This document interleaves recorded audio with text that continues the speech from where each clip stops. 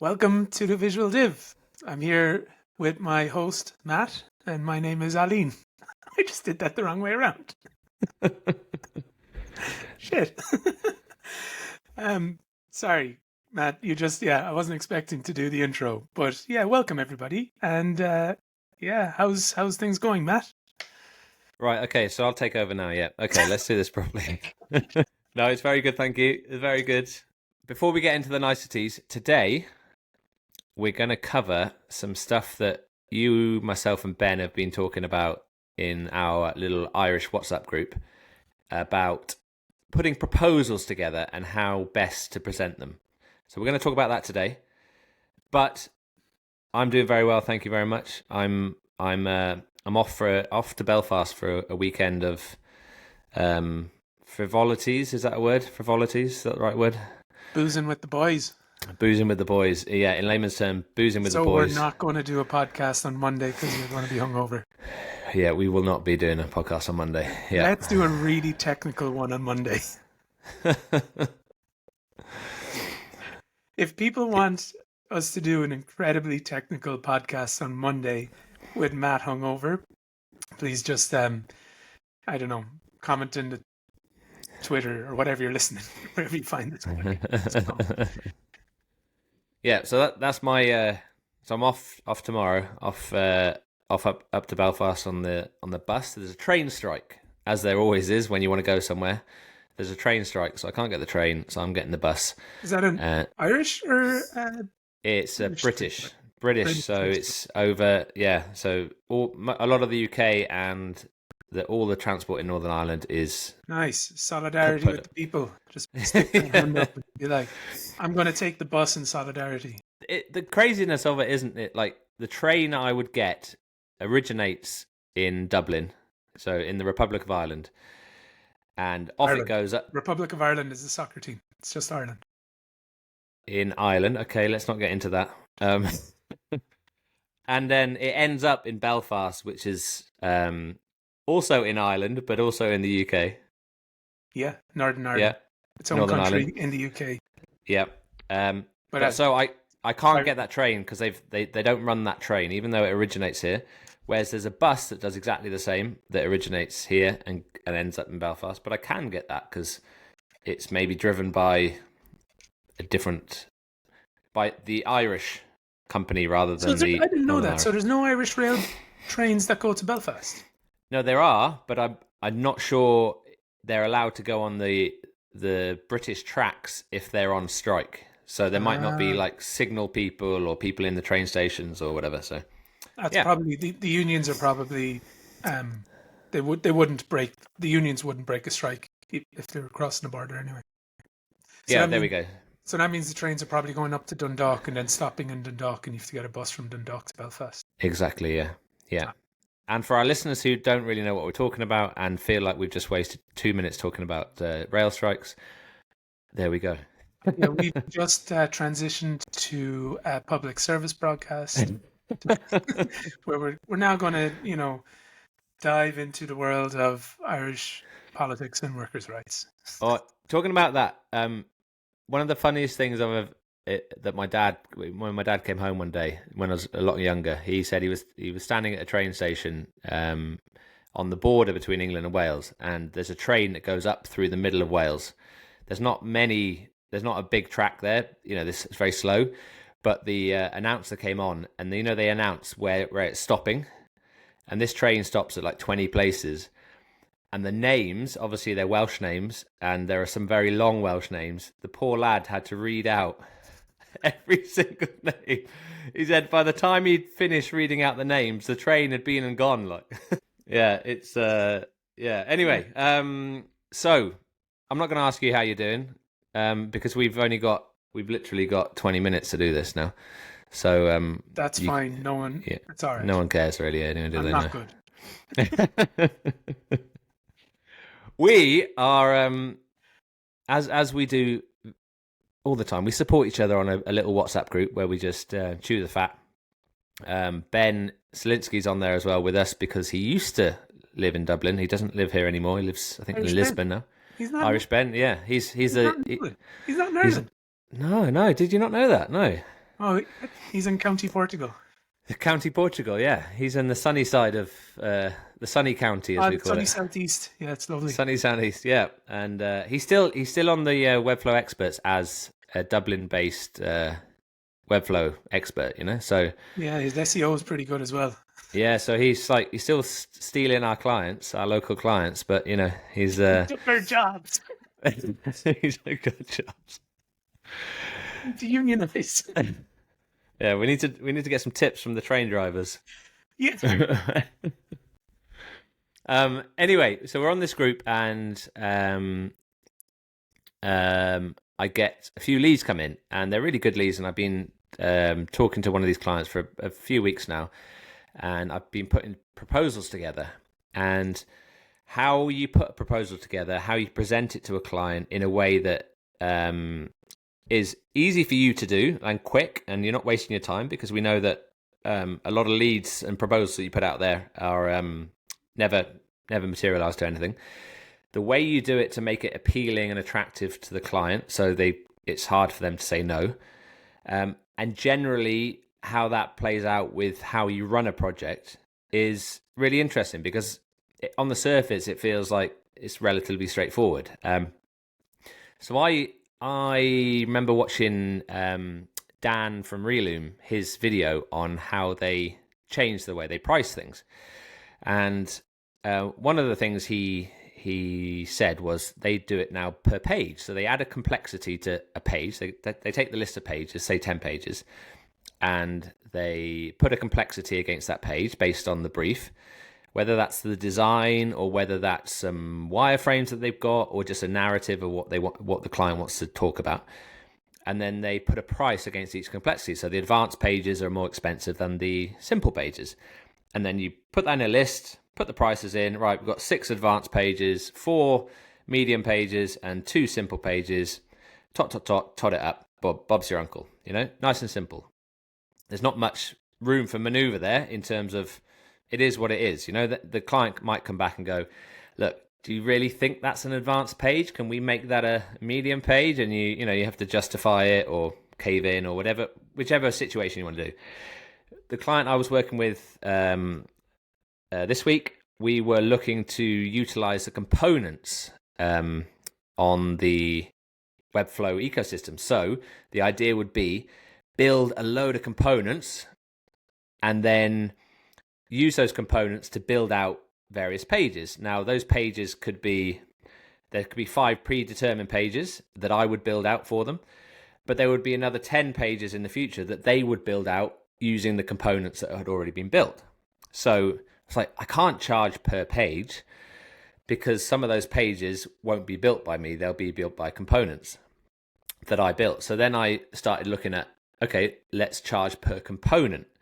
And obviously then you get into a very weird situation where you're saying a component with a header, a description, and an image next to it is costing, let's call it $100. And then you've got 30 components, $100 each. There's your price. So regardless of page. So it becomes a little bit more intangible to see what you're building or what a client is getting, because they haven't got any pages yet. All they've got is a set of components, but you've charged them to build the components. And I remember asking yourself and Ben, like, how should I present this component structure? Anyway, I'll let you cover what you kind of advised me to do, and maybe we can take it from there. But it's a super interesting one because I learned so much from the discussions. I argued a lot against your approach, but then on reflection, really appreciated your approach, and then went with a completely different approach. But but the longest, the success story is that, we closed the client and we're looking forward to starting the project on Monday. But what's your take on that sort of per page versus per component? You've got small projects, large projects. You want to work with a client long term. You've got clients that you want to get out the door quick, smart. How does that impact your workflow from a time spent on landing the fish versus getting on and doing all your other client work? Over to you. Yeah, so I'm very I hate pricing. First of all, I hate pricing and I hate sales. I'm not good at pricing and I'm not good at sales. Um, so I've made life as simple as possible for me, and this goes back to the retainer based stuff that I was doing before. Um, the inverted commas unlimited access. It was straightforward. It was clear, and it was one price. It was easy to sell. It was either they wanted it or not. So when it came to this, so what I've so when it comes to development only, I have a very straightforward pattern of prices. 1 to 10 pages is incremental. From 1 page is quite expensive down to 10 pages is very cheap per page. And then after 10 pages, it's the exact same price per page. You know, like you're not going, it's not often that you get 10 to 20 pages. And this is like, when I say page, a unique development of a unique design. You don't usually get 30 unique pages to develop. And the reason I did that is because it meant someone came into me, usually, and this is what happened with you, I think, subsequently we found out, usually a client does not know what they want. They don't know what they want. They want a website. Oh yeah. How big is a website? So this is, so what I advised you was that you said to me that the client wanted 25 to 30 components. So straight away I was like, the client doesn't know how many components they want. That was the first thing I thought in my head. They don't know. They said 25 to 30. They've literally pulled that number out of their arse. And then they want to use the components to build out their own pages, which is a really cool use case if this works out well. Like awesome project. But when I hear 25 to 30, I'm like, they don't know what they want. So what I advised you to do was have 3 different packages, 15 pages, 30 pages. And did I say 45 or 60? I can't remember. I think I said 60. Yeah, components. You mean components? Sorry, components. Yeah. Sorry, not pages, components. So 15 components, 30 components. And I don't know if I said 45 or 60, but I had it scaled in that way. The 15 components, I had it priced at something that was quite expensive, but it was the cheapest number of those 3. But per component, it was the most expensive.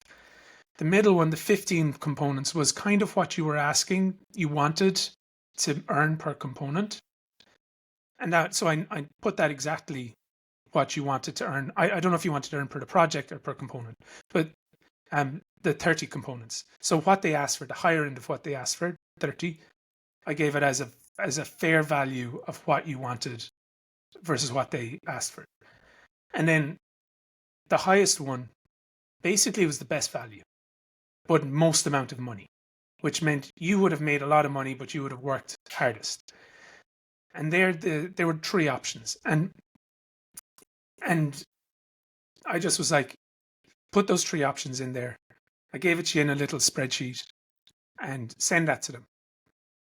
And then you said, oh, I don't know if I want to 25 or 30. I was like, okay, just move the numbers around and you can recalculate it and this will all do it for you. Like, we'll move it's just use basic sum functionality inside in Google Sheets. And I suppose this is where the fucking train came off the rails. And I have to say, like, I was pretty stressed on Friday. I had a lot of shit going on. So I was like, I don't have fucking time to argue about this stuff or go back and forth. But my approach, that would have been my approach to any kind of project.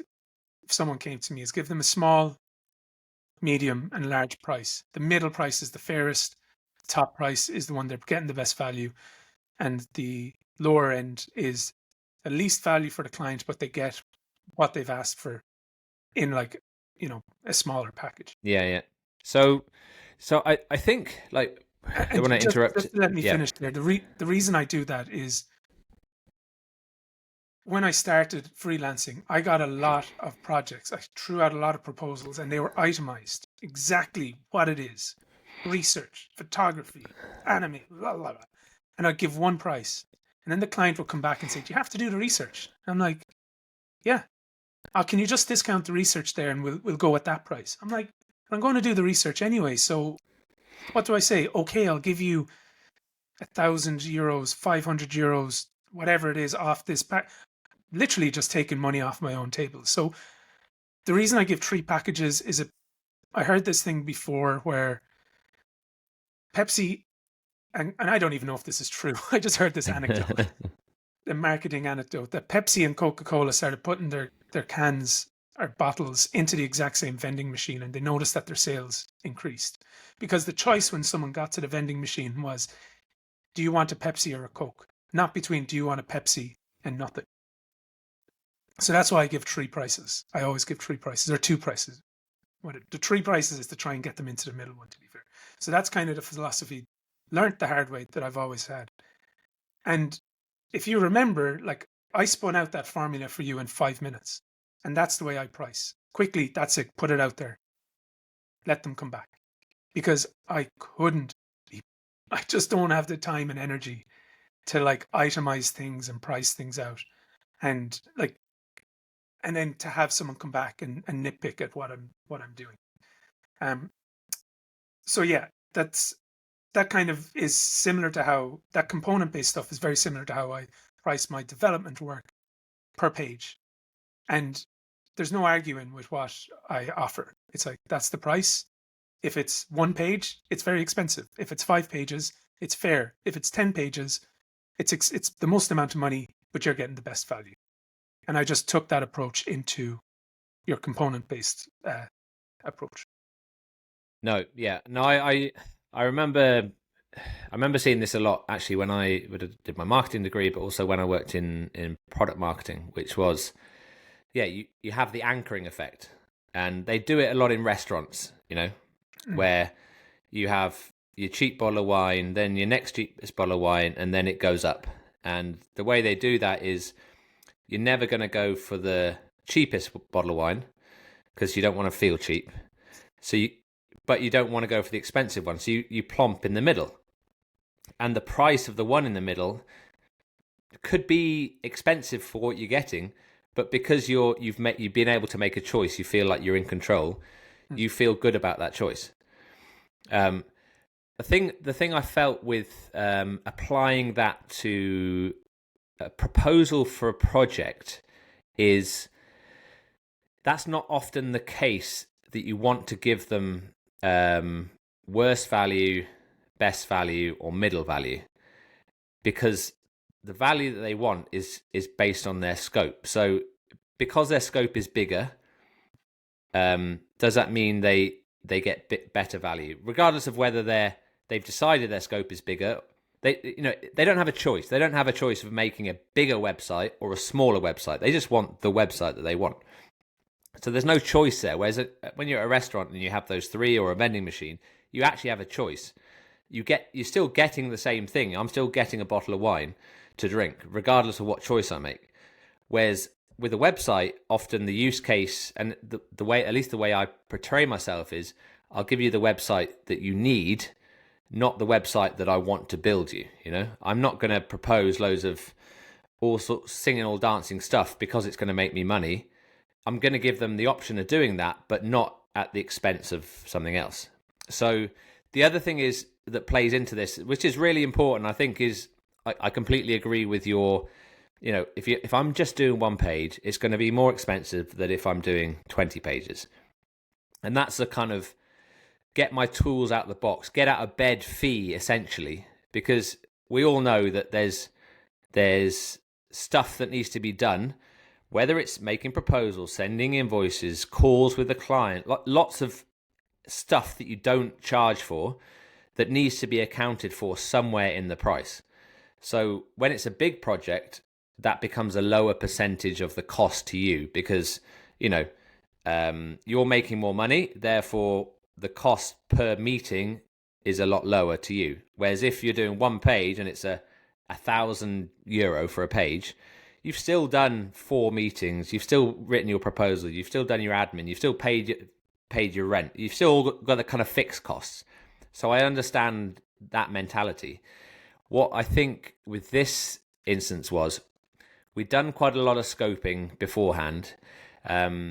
Yes, it was flexible. It was going to flex either way, but I wanted to make sure that I wasn't rewarding either myself or the client for choosing something that they didn't necessarily want. So let's talk about the components. It's like if they wanted 15 components. Okay, so let me just jump in there. Yeah. You said you like building what the user needs. And Well, the customer wants. Well, the customer sorry, wants. customer Yeah. needs Yeah. or wants. But again, they very, very, very rarely, when it comes to the genesis of something, does the customer know what they want. And again, 25 to 30, just hear me out, 25 to 30. Sorry, I just saw Matt about to speak there, so no one else has the visual cue that I had there. It just sounds that I'm really rude. But the when I just saw 25 to 30, I was like, okay, they don't really know what they want. They have an idea of what they want. And I think what my approach actually gets the user to consolidate and understand what they want more. And it also gets them to see what's within their budget. So that's the other thing. I want the sun, the moon, and the stars, and I want it done by next week. And I'm like, you can't do that next week. We need to start building the rocket ship. And before we build the rocket ship, we have to do the engineering. So that's the way I always approach something when a client comes to me. And that's why I give them these three options. And maybe they only get one page of that first option. But there's a lot that can go on to get to the one page. And maybe all that's in their budget is one page. Because they might be like, I want the sun, the moon, and the stars, but my check doesn't come in till next month. So can you start work? And I can't do it. So, there's lots of things in there. And it's how long is it like the string? putting my hand up here to get a word in edgeways, but no. But I think my thought on that is, we all know that the more you buy of something, the cheaper it gets. That's, unless you go down the supermarket. But even if you go down the supermarket, you buy three, you get one of them free. Like, but if you buy two, you don't get one free. Like, so there's all the more you buy, the cheaper the unit cost of what you're buying gets it. I understand that. I think a lot of people do. But what I'm always keen on is presenting options which are viable. Now, I understand the budget thing, but I don't want someone to choose their options based on budgets on a unit cost kind of vibe, Like, I want, okay, yes, they could go, do you know what, we'll make do with 15 components, and we'll make up the site with 15 components. And yes, that means that we're going to spend more per component, but overall the budget is less. Like, and yes, there's probably an argument to say that would crystallize their thoughts, gun to the head kind of vibe is like, I'm got to make a decision because there's money on the line here and I don't want to make the wrong decision. But when it comes to it, you've got an option there of a little bit, like later on down the line, you go, okay, can I add another 10 components, please? And where do you go from there? Do you go, well, actually, that means that the whole unit price of every component drops, or do you have a new cost? But is it because I committed to the lower amount, i.e. more per component, that I have to stick to that unit cost? So there's a lot going on in the background Not really. of giving them. Well, there is, because like how we didn't it doesn't actually get simplify into it. this. I actually wanted to talk to you about this when we were WhatsApping, but I just didn't have I couldn't get into it with you. But so the way, and like, again, there's so many ways to skin a cat with this, but just the way I do it. If the user goes, we'll talk about our 15, 30, 45 or components. If they're like, oh shit, this guy's really expensive, or we didn't realize it was going to be this expensive, we can only afford 15 components. And they come back to you and they go, we'd like to go with the 15 component package, but maybe in 6 months' time, we'd like another 15 components. That gives you an opportunity to go, yeah, no problem. Commit to this 15 component package now, and in 6 months' time, if you come back to me, I will guarantee the 30 component package. So instead of doubling your price the next time you come over, if you come back to me in 6 months' time, I'll give you the next 15 packages, 15 components at the reduced rate. And it gives No, you that option to no, I understand that, but price and if I was a negotiate client, and be sound. but if I was a client, I'd just buy 15 to start with, and then a week later go, can I have another 15? You guaranteed that you do it for the same price, rather than going for the 30. Who cares? No, You no, get your no, money no, and you but get your job done. yeah, but it's there's a long. I think there's a long term look at it, and it's that I understand. I'm a big. I love the idea of there's a toolbox fee. Like getting the toolbox out, getting out of bed. There's got to be a fee associated with that, but there also has to be a level where what it is what it is, and that costs it, regardless of how many you want, because there's an efficiency of scale that is there. But at the end of the day, if I say, look, you're going to have 20 pages and every page you add on, it's going to get cheaper and cheaper and cheaper. Now, I know there's a limit, say after 10 pages, it doesn't get any cheaper, but there's got to be some sort of middle ground, I think, between saying, look, we think this is what you want. You commit to that. I'm going to commit to that. And I'm going to, put stuff away in my schedule to make the 20 components or whatever, or the 20 pages. And as a result of doing that, I'm going to ask for you to commit to just paying for those.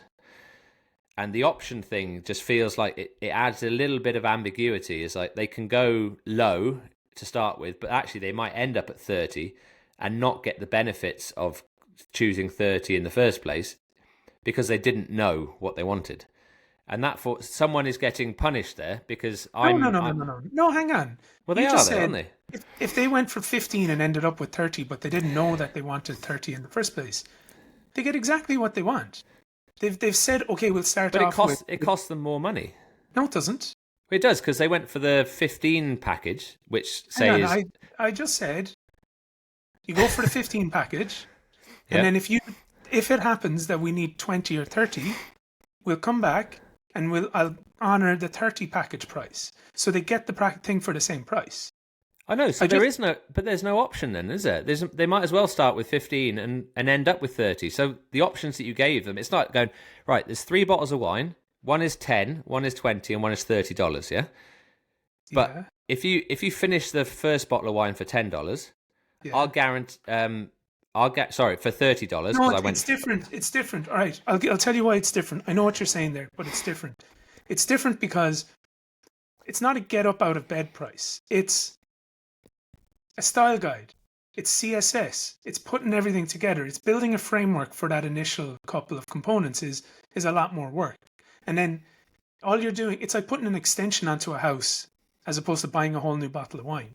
Like if someone came back to me and said, I've got a new project and I want another 15 components for another project, I'd be like, oh no, now we have to go back to the drawing board because it's a different project. Well, But no, if it's the same you, project, I would add... I know, I understand that. But what you're saying is, don't choose the 30 ever. Because No, I'm saying choose the 30 all the time.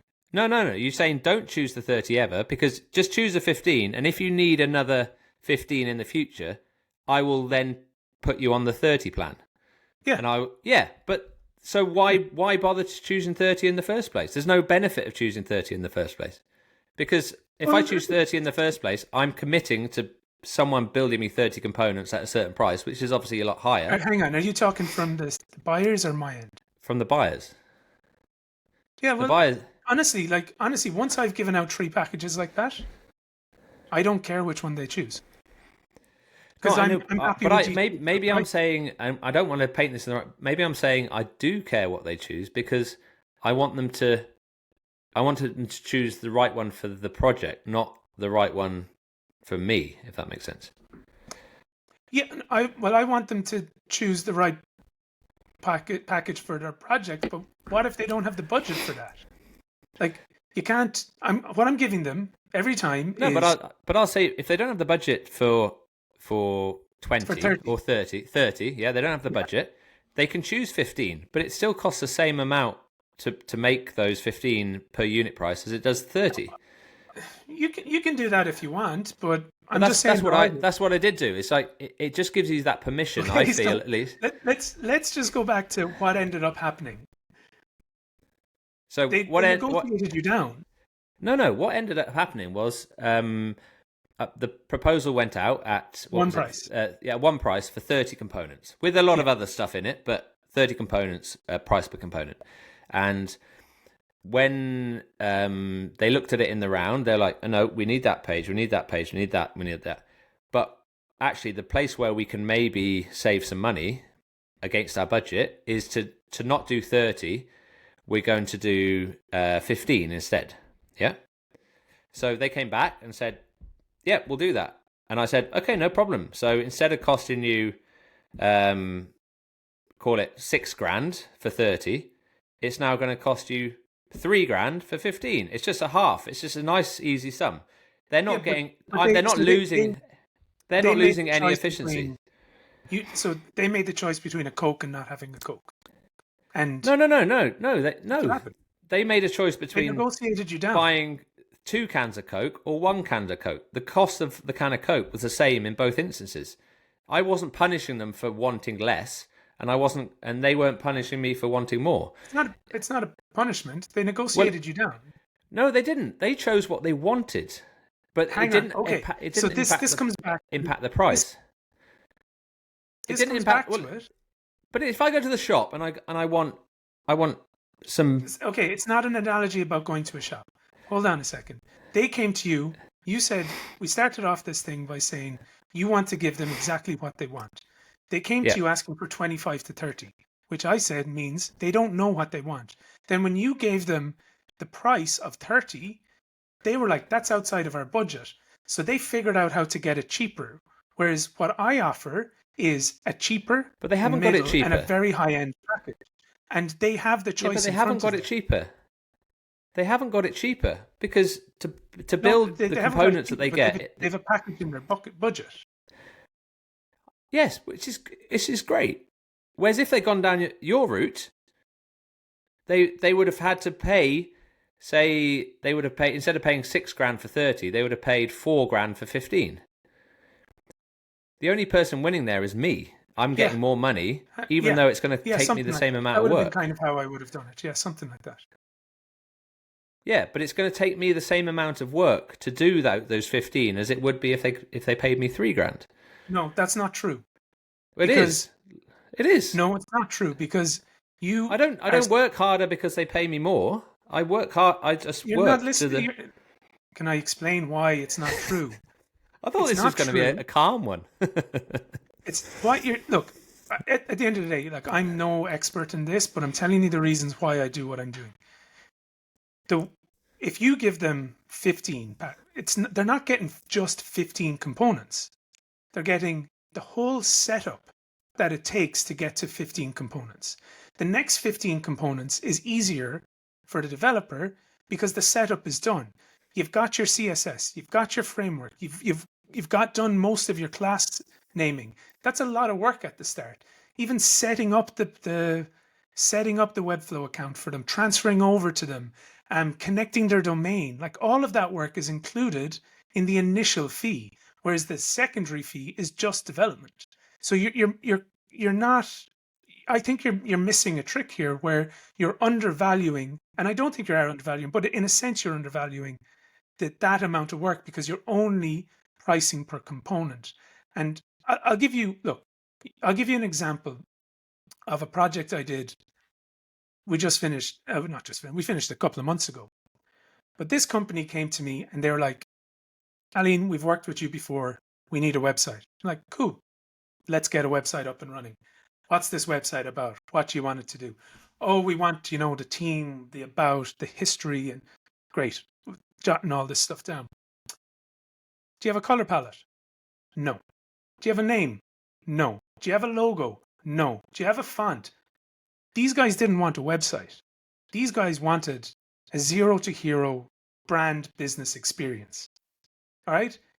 But the end result is a website. So I gave them 3 packages that had apps that had the only thing that there was a consistency in all 3 of those packages, which was name exploration, brand development, logo exploration, logo design, logo development, color palette exploration, color palette, and it was like nearly the majority of the work was in branding and design. And the development was like the very, very end of this project. And I gave them a package of a 1-page website, a 5-page website, or 10 or 15-page website. I can't remember what it was. And per 1-page website, expensive for a 1-page website. The 1-page website part of it was expensive. The 5-page website was good value, design and development.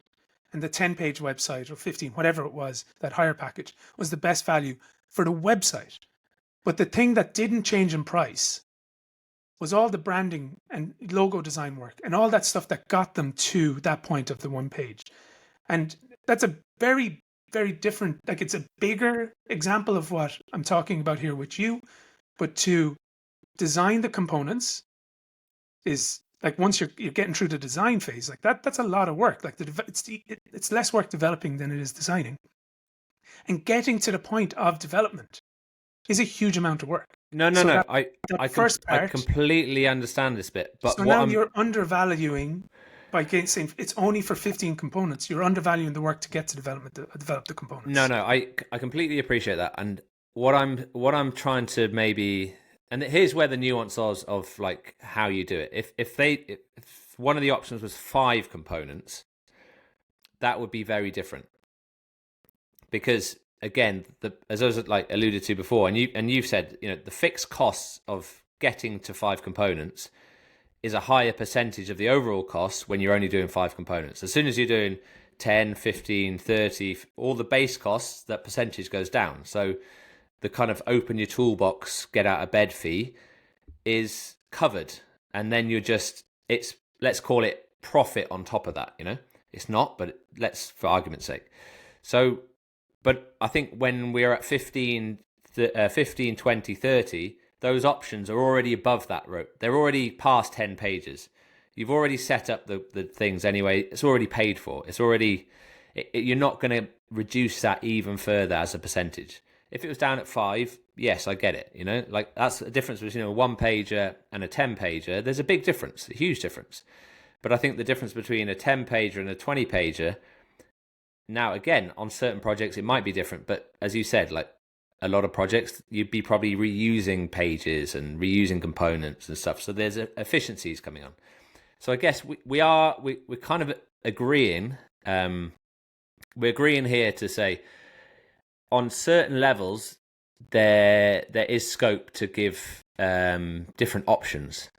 There's definitely an approach where you can say, look, this is your affordable package. This is your we'd love to have package, and this is if we could afford everything in the world package. And I kind of get that, and it does mean that certain clients are able to turn inwards a little bit and look, what do we really, really want out of this, because our budget is finite. But I think when you're talking about like the top end of the budget, so you're talking about going, hey, do they want 15? Do they want 30? Then keeping the price the same means that price isn't a decision part of the decision matrix, and then they're choosing on other elements. So yeah, that's where I'm coming from, I guess. But at the end of the day, we didn't actually go with the component approach, which is so all of that kerfuffle on WhatsApp and all the kerfuffle of the last 20 minutes didn't play out in the end. We actually went for a per page because, again, it was more down to the budget. And we went, okay, we're not going to do it on a component level, we're going to on a page level. So instead, they nailed down then on a page level, and out of that will come a number of components. And the budget was there or thereabouts anyway, but we kind of got it to a roundabout way. So it's just super interesting that I'd never really priced it that way before, but I just didn't. How long did it take you to get that proposal out? No, it's a learn. Next time it will take me. Answer the question. How long did it take you? If I was to add in a debate time with Ailín on WhatsApp, it took me a good day to get to a good place. So you contacted me and me and Ben around 11:30 on Friday, and by the end of business, I got a message from you saying that it went out. Yeah, I wasn't. That wasn't all I was doing. But humor me a little bit. Humor me a little bit. It's like I think it is important for people who are putting proposals out, and there's a lot of chat, about this unlimited stuff, and we've covered that before, or retainers. I completely. I was chatting to Thoria from Snowhouse the other day. It's like making the offering simple for you to execute on is really important. It's part of doing business. It's a smart thing to do. Don't spend time. I used to work in the advertising industry, and we used to travel across the country pitching to clients, spending all this money. I don't know how much money our company spent on sending 3 of us to go up to Newcastle to pitch to Gala Bingo to win there and then lose. Like, you don't. That's what we're talking about. It's like I just spent a day of my life going, if I don't win this, I've just spent a day of my life and it's cost me a lot of money to pursue this proposal. Whereas you were like, 10 seconds, gone, out the door. If I win, I win. If I don't, I don't. Well, I put a lot more. Anyway, next time, obviously, the learning will be there. But I'm just saying, my approach is to try and be a little bit more...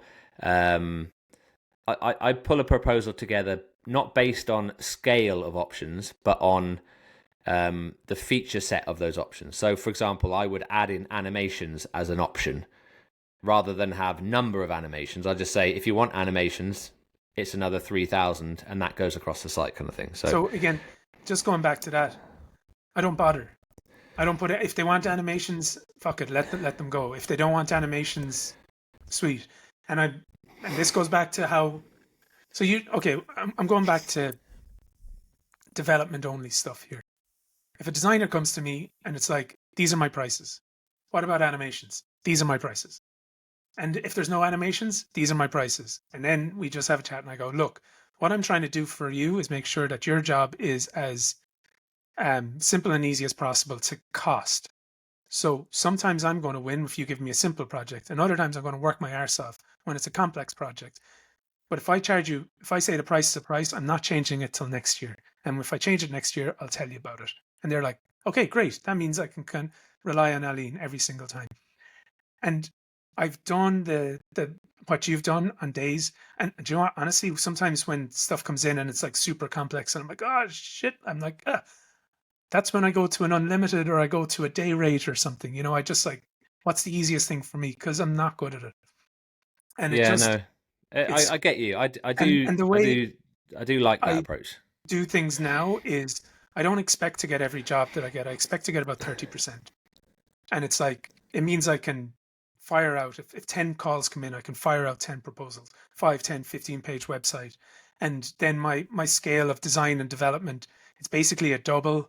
So I just throw it out there and I can throw it out quickly. And then I know what my branding guys and graphic designers charge. So I can just building blocks it together, throw it out there. And then in January, I'll reevaluate all those prices and I'll do the same again. And yeah, and it's just, I think the reason I was getting so stressed on Friday was because I'm like, this is we're not making any money just talking back and forth about, do they want tires on their car or rims or something, like we don't need this. Because really the client doesn't know what they want most of the time until you get them in the door, and then you can make iterations on stuff. Yeah, no, But you want to get them in the door quickly. No, I tend to agree. And on reflection, I sent 2 proposals out that day, and one of them hasn't even been read. The Loom video that I did hasn't been viewed. That was after a client call, a discussions, proposal, put it all together, made it look nice, thought it out, spreadsheeted it out, working out value for money and all this, and no response, not even a yes or a no, just no response. And that is the downside of my approach, I guess, is a lot of the time, and to be fair, when I put the work in on a proposal, I tend to hit the bullseye more often than not, which is great. But if I had loads of leads coming in, like last week I had 2 leads, which is more than most weeks, and I quickly learned that 50% of them don't ever get back to you. And I know a lot of people have that, like the Webflow marketplace, Webflow expert place is full of leads coming in and no one gets back to people. So you don't want to spend your time finessing and overthinking too much about the detail. You want to have a system which allows you to see something, evaluate it, get a proposal out the door, and if they come back, they come back. If they don't worry, you move on to the next one. And I suppose what I've learned is, luckily I say this closed, and whether that was a result of me putting that thought into it or not, I don't think so. But yeah, it's just food for thought, and I've learned a lot. I do have an approach, and I will still take a lot of that approach into my next one. But I think the efficiency of doing it is something that you make some really good points on, and I think I need to move a lot of that